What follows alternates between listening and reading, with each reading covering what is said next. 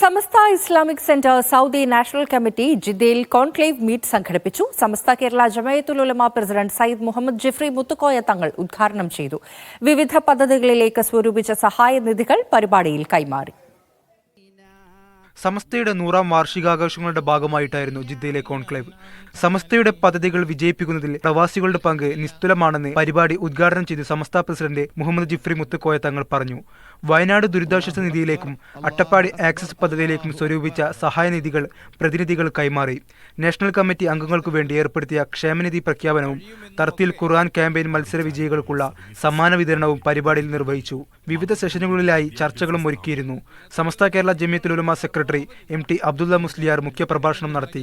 National committee president Ubaidulla Thangal Aidarusi, general secretary Muhammad Rafi Hudavi, K Moyinkutty master, Basheer Baqavi, Alavikutty Olavattur, Sayyid Sabiq Ali Shihab Thangal എന്നിവർ വിവിധ സെഷനുകളിൽ സംസാരിച്ചു.